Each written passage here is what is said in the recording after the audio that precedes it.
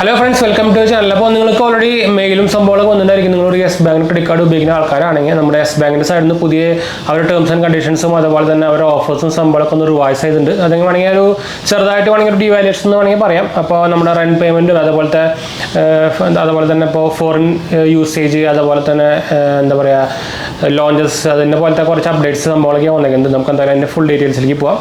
അപ്പോൾ എനിക്കും അതുപോലെ മെയിൽ വന്നിട്ടുണ്ട്. അപ്പോൾ നിങ്ങൾക്ക് അറിയാം എൻ്റെ 3 യെസ് ബാങ്ക് ക്രെഡിറ്റ് കാർഡുകളുണ്ട്. സെലക്ട് കാർഡ് എനിക്ക് ലേറ്റസ്റ്റ് കിട്ടിയിട്ടുണ്ടായിരുന്നു. പിന്നെ BYOC കാർഡ് ഉണ്ട്. അതുപോലെ തന്നെ നമുക്ക് യെസ് ബാങ്കിൻ്റെ UPI റുപേ കാർഡ് ഉണ്ട്. അത് അപ്ലൈ ചെയ്യാൻ ലിങ്കും കാര്യങ്ങളൊക്കെ ഞാൻ താഴെ കൊടുക്കുന്നുണ്ട്. നമുക്ക് നമ്മുടെ റെഫറൽ ലിങ്കാണ്. നിങ്ങൾക്ക് ഡയറക്റ്റ് കിട്ടാനുള്ള ചാൻസ് ഭയങ്കര കൂടുതലായിരിക്കും കേട്ടോ. അപ്പോൾ എന്തായാലും നമുക്ക് അതിൻ്റെ ഡീറ്റെയിൽസിലേക്ക് പോകാം. അപ്പോൾ അതിന് മുമ്പ് നമ്മുടെ 2 ചാനലും കാണാത്ത പോയി കണ്ടു നോക്കുക, സബ്സ്ക്രൈബ് ചെയ്യുക, സപ്പോർട്ട് ചെയ്യാം കേട്ടോ. പിന്നെ നമ്മുടെ ലിങ്കും കാര്യങ്ങളൊക്കെ ഞാൻ താഴെ ഡിസ്ക്രിപ്ഷനിൽ കൊടുത്തിട്ടുണ്ട്. നിങ്ങൾക്ക് ഈസി ആയിട്ട് ചെക്കൗട്ട് ചെയ്യാം, ഫോളോ ചെയ്യാം, നിങ്ങളുടെ ഫ്രണ്ട്സിലേക്ക് ആകുമ്പോഴേക്കും ഷെയർ ചെയ്യാം. അതുപോലെ തന്നെ ലൈക്ക് അടിക്കാൻ മറക്കണ്ട കേട്ടോ. അപ്പോൾ എന്തായാലും 3 ചേഞ്ചസ് ആണ് നമുക്ക് ഇനി മാർച്ച് 7-ാം തീയതി തൊട്ട് ഇനി അവൈലബിൾ ആവാൻ പോകുന്നത്. ആദ്യത്തെന്ന് പറഞ്ഞാൽ നമ്മുടെ ഇനി വാലറ്റ് സ്പെൻഡും അതുപോലെ തന്നെ റെൻ്റൽ പേയ്മെൻറ്റ്സിനൊന്നും റിവാർഡ് പോയിന്റ് കിട്ടില്ല കേട്ടോ. അപ്പോൾ ഇനി ഇപ്പോൾ ശരിക്കും RBI ഒരു റെൻ്റൽ പേയ്മെൻറ്റിന് ഭയങ്കര എതിരാന്ന് തോന്നുന്നുണ്ട്.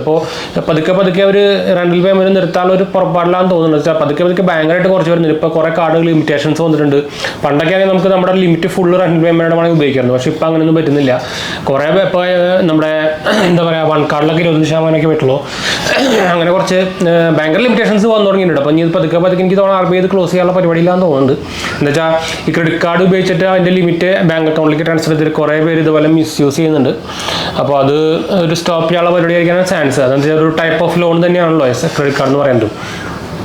പിന്നെ വന്നിരിക്കുന്നത് നമ്മുടെ യൂട്ടിലിറ്റി ബിൽസ് പേയ്മെൻറ്റ്സിൻ്റെ റിവാർഡ് പോയിന്റ്സ് നമുക്കൊരു ക്യാപ്പിംഗ് വന്നിട്ടുണ്ട്. അതായത് capping of reward point earned on utility spend. അതായത് rewards to be earned up to നമുക്ക് മാക്സിമം 15,000 പെർ സൈക്കിളിൽ മാത്രമാണ്. അത് അധികം കുഴപ്പമൊന്നുമില്ല, വലിയ കുറവൊന്നും പറയാനില്ല. 15,000 എന്ന് പറയുമ്പോൾ അത്യാവശ്യം നല്ല എമൗണ്ട് തന്നെയാണ്. പിന്നെ വന്നേക്കുന്നത് forex markup fee of 1% on dynamic currency spends അതും വന്നിട്ടുണ്ട്. എക്സ്ട്രാ 1% വന്നിട്ടുണ്ട്. ഇപ്പോൾ നിങ്ങൾക്ക് അറിയാം, ഇപ്പോൾ റീസെൻ്റ്ലി തന്നെ എല്ലാ ക്രെഡിറ്റ് കാർഡും DCC എന്ന് പറഞ്ഞൊരു ചാർജ് ഈടാക്കി തുടങ്ങിയിട്ടുണ്ട്. അതായത് ഫോറിൻ കറൻസി ചാർജാണ്. അതായത് നിങ്ങൾ നമ്മുടെ സംഭവം എന്താ വെച്ചാൽ ഞാൻ പറഞ്ഞത് DCC ചാർജ് എന്ന് പറഞ്ഞാൽ നമ്മൾ റൂപേയിൽ ഇൻ്റർനാഷണൽ ലൊക്കേഷനിൽ പോയിട്ട് റൂപേയിൽ പേ ചെയ്യുമ്പോൾ എടുക്കുന്ന ഒരു ചാർജാണ്. അത് നോർമലി 1% ആണ്. അല്ലെങ്കിൽ merchants charge in India but registered overseas. അതായത് ഇന്ത്യയിലുള്ള ഫോറിൻ മർച്ചൻസിൻ്റെ ചെയ്യുമ്പോൾ നമുക്ക് ഇതുപോലെ ചാർജ് എക്സ്ട്രാ പിടിക്കട്ടോ ക്രെഡിറ്റ് കാർഡ് ഉപയോഗിക്കുമ്പോൾ. അത് ശ്രദ്ധിക്കാൻ മറക്കണം. ഇങ്ങനത്തെ 3 അപ്ഡേറ്റ്സ് ആണ് വന്നേക്കുന്നത്. അപ്പോൾ യെസ് ബാങ്കിൻ്റെ എല്ലാ കാർഡുകൾക്കും ഇത് അപ്ലിക്കബിൾ ഉണ്ട് എക്സെപ്റ്റ് ക്യാഷ് ബാക്ക് കാർഡ്. അപ്പോൾ മിക്ക എല്ലാ ആൾക്കാർക്കും 99% ആൾക്കാർക്കും ഇത് അപ്ലിക്കബിൾ ആയിരിക്കും. അപ്പോൾ എന്തായാലും നോക്കാൻ മറക്കണ്ട. പ്രത്യേകിച്ച് ഞാൻ മെയിനായിട്ട് എടുത്ത് പറയേണ്ട മെയിൻ സംഭവം നമ്മുടെ ഇൻ്റർനാഷണൽ യൂസേജിനാണ്. എന്ന് വെച്ചാൽ യെസ് ബാങ്കിന് ഇപ്പോൾ ഇടയ്ക്കിടയ്ക്ക് ഇൻ്റർനാഷണൽ യൂസേജിന് എക്സ്ട്രാ റിവാർഡ് പോയിന്റ് സംഭവങ്ങളൊക്കെ ഓഫർ വരുന്നുണ്ട് കേട്ടോ. BYOC കാർഡിനും അതുപോലെ തന്നെ അവരുടെ സെലക്ട് കാർഡിനും എല്ലാത്തിനും വരുന്നുണ്ട്.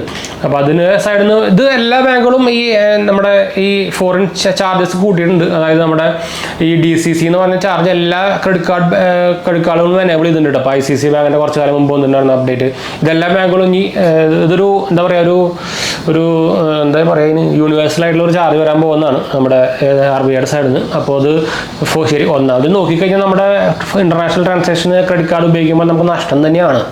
പക്ഷേ നമ്മളിപ്പോൾ ഫോറിൻ കൺട്രിയിലൊക്കെ പോയിട്ട് നമ്മൾ ക്യാഷ് പേയ്മെൻറ്റ് ചെയ്ത് കുറേ സ്ഥലത്തൊന്നും ക്യാഷ് പേയ്മെൻറ്റ് അക്സെപ്റ്റ് ചെയ്യില്ല. അപ്പോൾ അങ്ങനത്തെ സൈഡിൽ നിങ്ങൾക്ക് വേറെ രക്ഷകളൊന്നും ഇല്ല. അപ്പോൾ കാർഡ് യൂസ് ചെയ്യുന്ന രക്ഷയുള്ളൂ. അല്ലെങ്കിൽ പിന്നെ നിങ്ങൾക്ക് ഫോറക്സ് കാർഡ് ഉപയോഗിക്കാം. ഇപ്പോൾ 0 ഫോറക്സ് ചാർജുള്ള കാർഡുകളൊക്കെ ഉണ്ട്.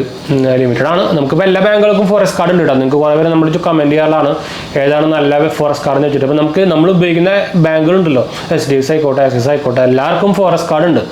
അതിന് എക്സ്ട്രാ ചാർജ് ഉണ്ട്. നമ്മുടെ നോർമൽ ഈ കാർഡ് പോലെ തന്നെ ആനുവൽ ചാർജും മെയിൻ്റനൻസ് ചാർജും സംഭവമൊക്കെ ഉണ്ട്. അപ്പോൾ അത് നോക്കിയിട്ട് നിങ്ങൾക്ക് എടുക്കാം. കുറേ ടൈപ്പ് ഓഫ് കാർഡുകളുണ്ട്. അത് നോക്കിയിട്ട് നിങ്ങൾക്ക് എടുക്കാം. അവരുടെ ആപ്പിൽ പോയി കഴിഞ്ഞാൽ തന്നെ നിങ്ങൾക്ക് ഇപ്പോൾ ഇഷ്ടം പോലെ കിട്ടും. അപ്പോൾ അത് നോക്കിയിട്ട് എടുക്കാം കേട്ടോ. പിന്നെ വരുന്നതാണ് നിയോ ഗ്ലോബലിൻ്റെ കാർഡ്. എൻ്റെ ഉണ്ട് നിയോ ഗ്ലോബലിൻ്റെ കാർഡ്. അതും വലിയ കുഴപ്പമില്ലാത്തതാണ്. നമുക്ക് വേണമെങ്കിൽ നിയോ എക്സ് എന്ന് പറഞ്ഞൊരു ബാങ്ക് അക്കൗണ്ട് എടുക്കാൻ പറ്റുന്ന ഒരു നിയോ എക്സ് എന്ന് പറഞ്ഞൊരു 0 ബാലൻസ് അക്കൗണ്ട് ഉണ്ട്. നമ്മുടെ എക്വിറ്റാസ് ബാങ്കായിട്ട് ടൈപ്പ് ചെയ്തിട്ടുണ്ട് നിയോ. അപ്പോൾ അതിൻ്റെ കൂടെ നമുക്ക് അവർ കിട്ടുന്ന ATM കാർഡിൽ നമുക്ക് 0 ഫോറക്സ് ചാർജാണ്. അപ്പോൾ അതും വേണമെങ്കിൽ ഉപയോഗിക്കാൻ പറ്റും, കുഴപ്പമൊന്നുമില്ല. അപ്പോൾ എന്തായാലും നമുക്ക് വീഡിയോ വൈൻഡപ്പ് ചെയ്യാം. ഈ ഒരു ഇൻഫർമേഷൻ ഷെയർ ചെയ്യാൻ വന്നത്. അപ്പോൾ എന്തായാലും നമുക്ക് മനസ്സിലായിരിക്കുന്നു. എന്തെങ്കിലും സംശയം കാര്യങ്ങളൊക്കെ എന്നെ കമൻറ്റ് ചെയ്താൽ മതിയിട്ടാണ്. നമ്മളെല്ലാ കമൻറ്റ് റിപ്ലൈ കൊടുക്കുന്നതാണ്. നമ്മൾ Instagram പേജിൽ അവൈലബിൾ ആണ്. പേജ് ഫോളോ അടിക്കാതെ നിങ്ങൾക്ക് അതിലും വേണമെങ്കിൽ മെസ്സേജ് ചെയ്യാം കേട്ടോ. അടുത്ത വീഡിയോ കാണാം. ബൈ.